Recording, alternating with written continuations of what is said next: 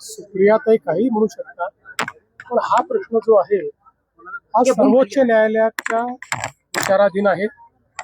आता सर्वोच्च न्यायालय या संदर्भात निर्णय देणार आहे, पण त्यापूर्वी लोक न्यायालयाने हा निर्णय 2024च्या विधानसभा निवडणुकीत दिलेला आहे.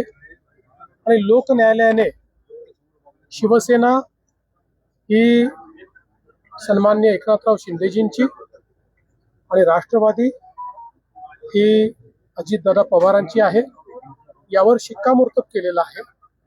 ठीक आहे, आता सुप्रीम कोर्ट काय करतात याकडे सगळ्यांचं लक्ष आहे, पण सुप्रीम कोर्टही हाच निर्णय दिला अशी आम्हाला अपेक्षा आहे. अधिवेशनाची सूचना जारी केलेली आहे. पहिल्यांदा जातनिहाय माहितीची नोंद त्याच्यामध्ये भरली जाणार.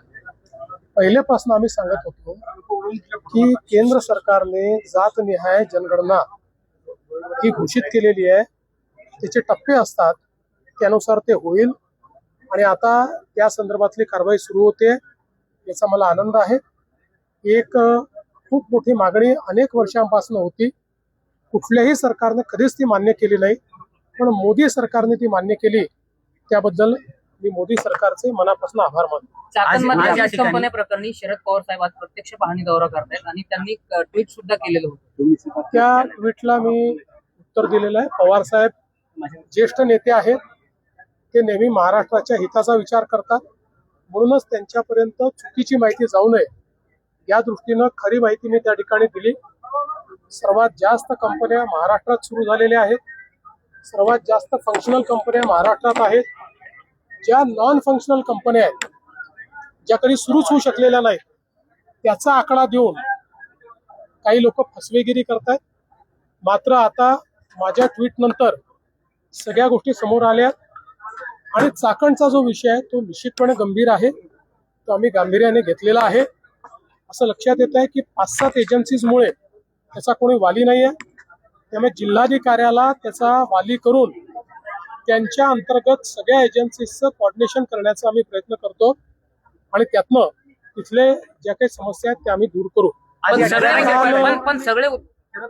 काल खरं म्हणजे लोकसभेचे विरोधी पक्षनेते श्री राहुल गांधी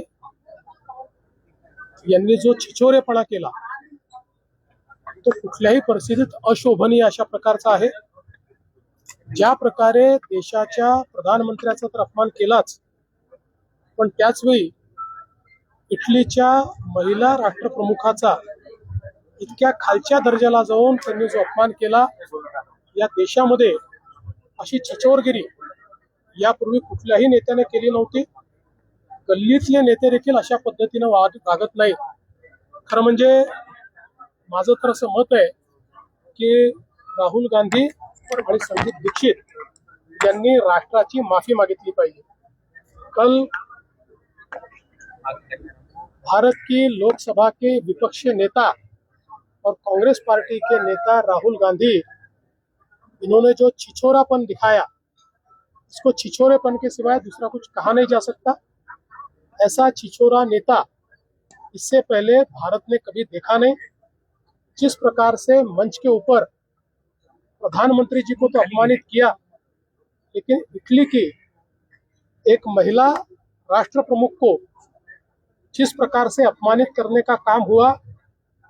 भारत में महिलाओं का सम्मान करने वाले हम लोग हैं और इतने बड़े नेता इस प्रकार से जब बात करते हैं, गली का नेता भी ऐसा छिछोरापन नहीं करता. मुझे ऐसा लगता है राहुल गांधी ने और संदीप दीक्षित ने देश की माफी मांगी. बावनकुळे साहेब